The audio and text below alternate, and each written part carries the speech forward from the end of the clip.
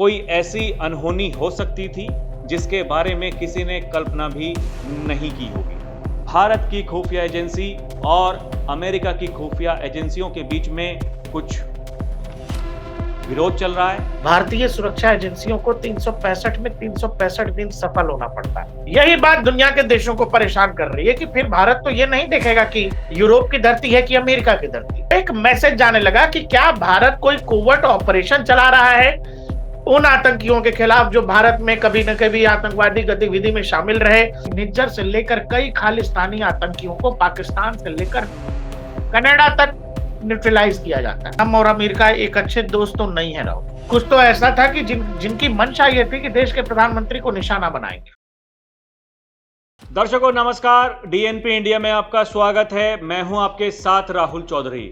दर्शकों, बात करेंगे विदेशी कूटनीति के बारे में। बात करेंगे कि कैसे पिछले कुछ दिनों में भारत ने पूरी दुनिया को यह बता दिया है कि आज का भारत वो पहले वाला भारत नहीं है, ये नया भारत है। ये अपने तरीके से चलता है, जो इसको ठीक लगता है ये वो करता है। ये ना ही तो किसी के सामने झुकता है और ना ही किसी के झुकाव में आकर के कोई ऐसा निर्णय लेता है कि भारत में रहने वाले लोगों को कोई परेशानी हो। और इस बाबत देश के प्रधानमंत्री नरेंद्र मोदी ने कई बार ये कहा है कि भारत को झुकने नहीं देंगे, भारतवासियों को झुकने नहीं देंगे, उसके लिए मुझे कोई व्यक्तिगत कीमत क्यों ना चुकानी पड़े। और दर्शकों, आपको याद होगा बीते दिनों जब देश के प्रधानमंत्री नरेंद्र मोदी चीन गए थे एससीओ सम्मेलन में भाग लेने के लिए, वहां रूस के राष्ट्रपति व्लादिमीर पुतिन के साथ में उनकी मुलाकात होती है और उस मुलाकात के बारे में अब बहुत सारी खबरें चल रही हैं। हमने भी इस बारे में कई वीडियोस बनाई हैं और दर्शकों, हमने आपको यह बताया था कि क्या वहां कोई ऐसी अनहोनी हो सकती थी जिसके बारे में किसी ने कल्पना भी नहीं की होगी। उसके बाद में बहुत सारे मीडिया संस्थानों ने यह खबरें चलाई दर्शकों, और अब लोग इस बात को कह रहे हैं कि क्या भारत की खुफिया एजेंसी और अमेरिका की खुफिया एजेंसियों के बीच में कुछ विरोध चल रहा है। यह क्या है और आने वाले दिनों में क्या हो सकता है, क्योंकि हमने जो देखा है जिस तरीके से भारत काम कर रहा है, एक ऑपरेशन अज्ञात चल रहा है। ऑपरेशन अज्ञात दर्शकों, ऑपरेशन सिंदूर भी अभी जारी है, लेकिन ऑपरेशन अज्ञात चल रहा है जिसमें अलग अलग देशों में उसमें पाकिस्तान भी शामिल है। वहां के जो बड़े बड़े आतंकवादी हुआ करते थे वो अपने घरों में बैठे हैं, क्योंकि उन्हें ऐसा लग रहा है कि अगर बाहर निकलेंगे तो उनके साथ में कुछ हो सकता है। यह क्या पूरा मामला है, मेरे सहयोगी प्रकाश है मेरे साथ। प्रकाश भाई, ये ऑपरेशन अज्ञात ये जो चल रहा है, और देखिए बहुत सारी ये खबरें ऐसी चल रही हैं, जो कुछ भी हुआ चीन की धरती पर उसके बारे में तो हम कई बार बात कर चुके हैं, लेकिन उसके बाद में जो हो रहा है, क्या आपके पास में जानकारी है? राहुल जी, अब तो खैर दुनिया में लिखा जा रहा है, पढ़ा जा रहा है, बोला जा रहा है, हर तरह की बात कही जा रही है। और एक बात मतलब दर्शकों को क्लियर रहना चाहिए, जो हमारे दर्शक हैं, आप चाहे बहुत फ्रेंडली नेशंस के बीच हो या एडवर्सरीज हो दो आपस में, तो गोपनीय सूचनाओं का खेल तो चलता ही रहता है। हाँ, मित्र देश हैं तो आप इस तरह की चीजें नहीं करते हैं, लेकिन मित्र देशों के बीच भी कोवर्ट ऑपरेशंस इस सब तरह की चीजें नहीं होती हैं। लेकिन हाँ, संबंधों को हमेशा अच्छा रखने के लिए, क्योंकि दोनों ही जगह उस तरह के लोग होते हैं जो चाहते हैं कि चीजें खराब हो जाएं, तो उसको भी बैलेंस रखने के लिए पीछे से बहुत सारी चीजें होती रहती हैं। लेकिन जहां तक सीआईए का सवाल है, देखिए अमेरिकी ऐसे तो है नहीं कि उनके लोग कहीं मारे जाएं और वो बिल्कुल चुप रह जाएं। कहीं कोई अमेरिका का ए ग्रेड अफसर मारा जाए और उसकी संदेहास्पद मौत हो किसी बांग्लादेश के होटल में, और सिंपल उसको बॉडी बैग में लपेट के उसकी बॉडी लेकर के चले जाएं, मतलब कि कुछ बड़ा था, कुछ फिशी था मामला। दूसरा, वो जो पूरा सिनारियो हम लोग कई बार बता भी चुके हैं, और इवन हम लोगों के तो वीडियोस पे कमेंट आ रहे हैं राहुल जी की डीएनपी ने वो बात कई दिन पहले बताई जो लोगों ने अब लिखना, बोलना या वीडियो करना शुरू किया है। हमारे पास भी ओपन सोर्स इंटेल ही है, हम भी इंटरनेट और इधर से चीजों को समझते हैं और उसका आकलन उस आधार पर करते हैं, और वही हमारे सोर्सेज हैं। ऐसा तो है नहीं कि एजेंसी के लोग हमसे अपनी चीजें शेयर कर रहे हैं। लेकिन जो चीजें सामने आई, आप देखिए ना कि प्रधानमंत्री नरेंद्र मोदी एससीओ के सम्मेलन में हैं, ऑलरेडी कहीं होटल में हैं, और उनको फोन करना व्लादिमीर पुतिन का, और बताया ये जा रहा है कि बोला गया कि आप आइए, नीचे आइए, और 15 से 20 मिनट में प्रधानमंत्री के लिए व्लादिमीर पुतिन उनके होटल के सामने रुके हैं। राहुल जी, मैं आपका दोस्त हूं, आप मेरे दोस्त हैं, आप मेरे दरवाजे पे आके अगर 15 मिनट वेट कर ले नीचे, तो आप कहेंगे मुझसे, अरे यार ये क्या तरीका है प्रकाश भाई, बुला करके वेट करा रहे हैं। घर की बात कह रहा हूं, लेकिन वो तीसरा देश है, तीसरा देश मेजबान है, वहां एक राष्ट्रपति जो खुद ही तरह तरह की चीजों, अलग दुनिया के अलग अलग देशों के टारगेट पर है फिलहाल। यूक्रेन का सपना है कि पुतिन को ही मार दे, नाटो के देश चाहते हैं कि पुतिन ही मर जाए। ऐसे में वो 15 मिनट होटल के बाहर वेट करते हैं और प्रधानमंत्री को बिठाया जाता है, और 45 मिनट बताया जा रहा है कि उसी इलाके के आसपास चक्कर काटा जाता है। राहुल जी, आप सोचिए ऐसा क्या डॉज किया जा रहा था, ऐसी कौन सी चीज थी जिसको टालने की कोशिश हो रही थी। और वो कहानी जब आती है तो हम लोगों ने कहा कि भाई भारत रूस की क्या मित्रता है, क्या गजब के दोस्त हैं दोनों। फिर जब हम लोग आकलन करते हैं, देखते हैं कि भाई द्विपक्षीय देशों के सम्मेलन में या राष्ट्रों के उसमें कि हम आपके यहाँ दौरे पर गए हैं, आप हमारे यहाँ दौरे पे आए हैं, तो प्रधानमंत्री अपने काफिले में किसी प्रेसिडेंट, भारत के प्रधानमंत्री बाराक ओबामा के साथ बैठे हैं व्हाइट हाउस, जब गए थे 2014 में वो बैठे थे। इवन बेंजामिन नेतन्याहू के साथ भी बैठे हैं, शिंजो आबे के साथ बैठे हैं, जापान वाले जिनका मर्डर हो गया, लेकिन वो दौरे पर थे उस देश के। इस तरह की खबरें आना कि आप चीन में हैं और व्लादिमीर पुतिन की कार में बैठे हैं, ये बड़ा लोगों को अचंभित करता है। फिर वो जो क्रिप्टिक मैसेज जिसको कहते हैं, देखिए सुरक्षा एजेंसियों में और खुफिया तंत्र जो काम करता है उसमें क्रिप्टिक मैसेजेस का बड़ा वो रहता है, लिखा कुछ और जा रहा है, शब्दों का चयन कुछ है, लेकिन उसमें मैसेज कुछ और है। उसी तरह का एक क्रिप्टिक मैसेज जो प्रधानमंत्री ने दिया जब जापान और चीन से लौटे, जिसकी जिक्र हम लोग कई बार कर चुके हैं। देवी और सजन, कल रात ही मैं जापान और चीन की यात्रा करके वापस लौटा हूं।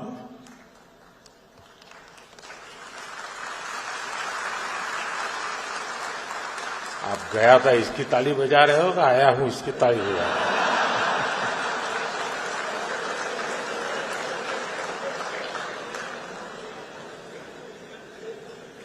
इस वाले बयान का लोगों ने, राहुल जी, हम लोगों ने भी अब आकलन करना शुरू किया है, अब सोचना शुरू किया है कि पीएम ने ऐसा क्यों कहा होगा कि गया लौटा, क्यों ताली बजा रहे हो।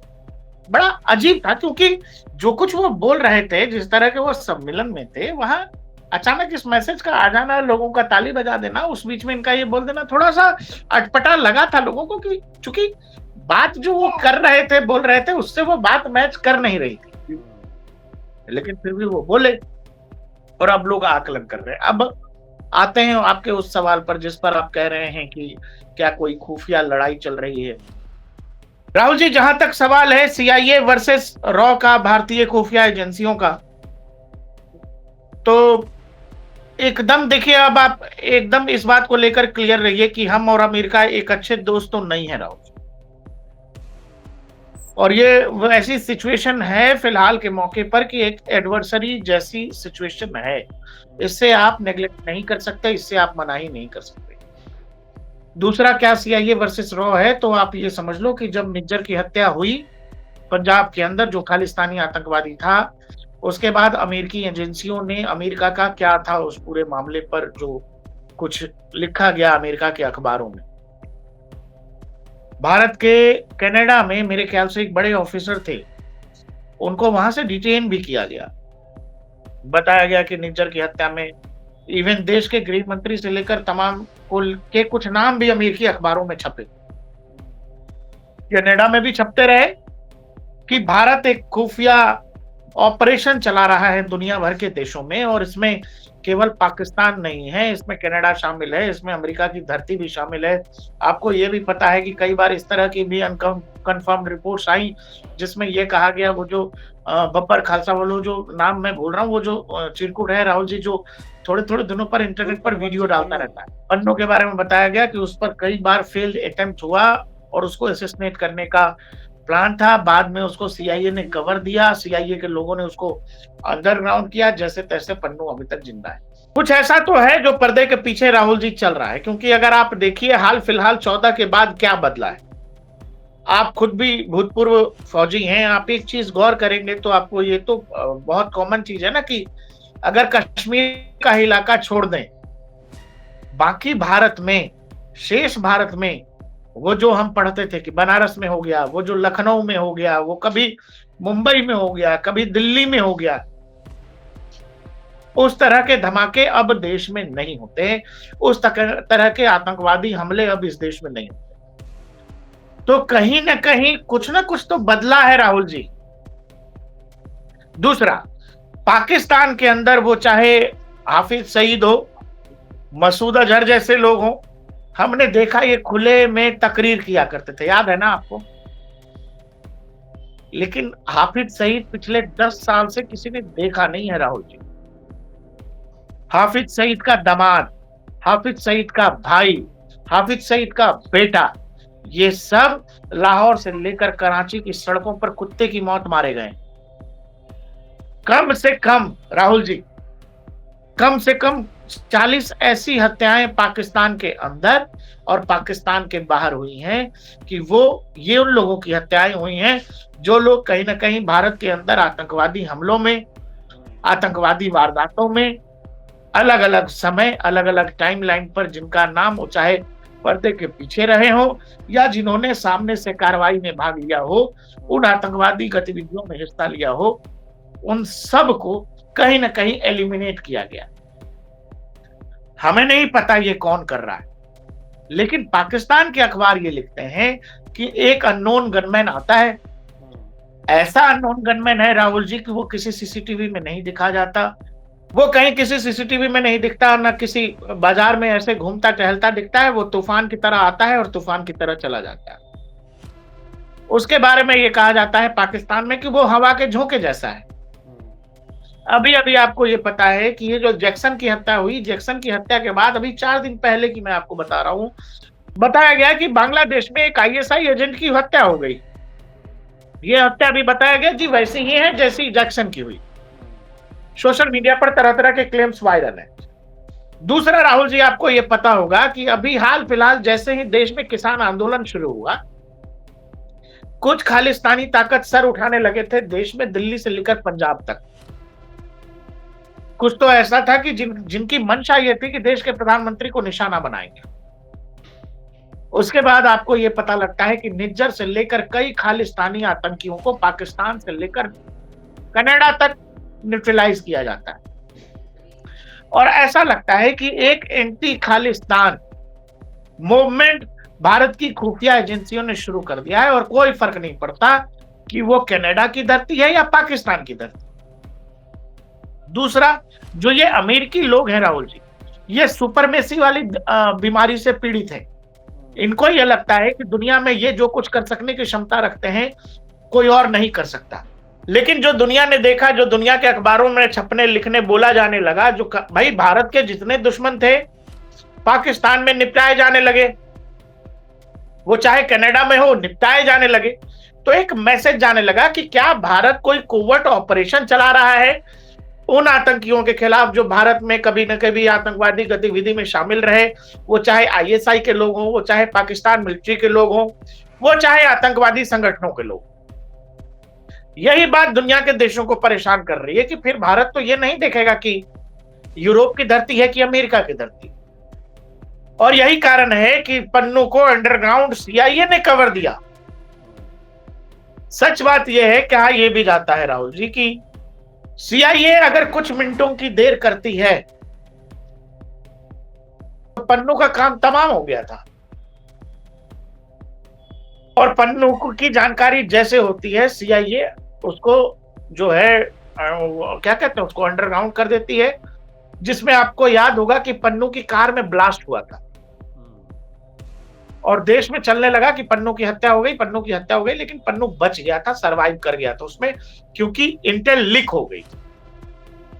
तो एक सुपरमेसी वाली फाइट तो है। दूसरा राहुल जी देखिए, आप जो कह रहे थे अपने वीडियो में कि ये भाई 14 से पहले वाला भारत नहीं। आप अगर ये सब सोच रहे हो friendly nation friendly nation friendly nation, और फिर देश के प्रधानमंत्री के खिलाफ कुछ ऐसा रचा गसा गया है जो एससीओ की जमीन पर जो मैसेजिंग हुई है, तो उसके बाद आप देखो ना, शी जिनपिंग विदेश नहीं जाते हैं राहुल जी। पुतिन ने G20 का दौरा टाल दिया। मलेशिया के आसियान समिट में मोदी नहीं गए। एससीओ के बाद मोदी कहीं नहीं गए हैं। तो ये अपने आप में बतला रहा है कि पर्दे के पीछे बहुत सारी चीजें ऐसी चल रही हैं कि मौजूदा समय में देश के प्रधानमंत्री के लिए, देश के लिए विदेशी दौरा ठीक नहीं है।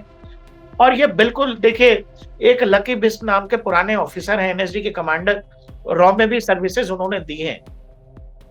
उन्होंने एक बहुत अच्छी बात कही, और हम लोग भी पहले से कहते रहे कि भाई भारतीय सुरक्षा एजेंसियों को 365 में 365 दिन सफल होना पड़ता है। इतनी सारी जानकारी आती है, दुनिया के अलग अलग सोर्सेस से आती है, सबको वेरीफाई करना पड़ता है, तब जाके देश की सुरक्षा पुख्ता होती है राहुल जी। लेकिन एक छोटी सी जानकारी जो आपसे मिस हो गई, और फिर पहलगाम जैसी घटना जब हो जाती है, तो ये बड़ा आसान है कि कह देना कि देश की सुरक्षा एजेंसियां नाकाम हो गई। आपको ये याद रखना पड़ेगा कि 364 दिन जो आप बचे हैं, वो भी देश की सुरक्षा एजेंसी ने ही बताया। लेकिन फिर यही सोल्जर की लाइफ है, सोल्जर को ऐसे ही जीना पड़ता है। तो ये तो है राहुल जी की एक कहानी तो है पर्दे के पीछे जो बहुत मजबूती से चल रही है, और ये सारा कुछ सिनारियो एकदम से डेवलप बहुत तेजी से इस कारण से हुआ कि एससीओ क्रिएट हो रहा है। दुनिया में जो सबसे बड़ा मिलिट्री या डिफेंस का अलायंस है, जिसको नाटो कहते हैं, जिसमें यूरोपीय देश और अमेरिका है, एक ऐसा अलायंस क्रिएट होता दिख रहा है। ये कितना आगे जाएगा, कितना मिलिटरली इसमें लोग इन्वॉल्व होंगे, ये आने वाले भविष्य में पता लगेगा। लेकिन जो एससीओ हम लोग बात करते हैं, जिसमें कहते हैं कि जी भाई चाइना है, इंडिया है और अपना रशिया है, जिसमें आरआईसी की बात करते हैं, माफ करिए, तो वो आरआईसी के क्रिएशन से बहुत सारी चीजें पर्दे के पीछे शुरू हुई हैं, और ये अब कब तक रुकेगा, कब तक चलना है, ये भविष्य के अधर में है राहुल। तो दर्शकों, आपको क्या लगता है हमें कमेंट करके जरूर बताइएगा। अभी के लिए इतना ही। आप देखते रहें डीएनपी इंडिया, हर खबर भरोसे के साथ। नमस्कार, जय हिंद।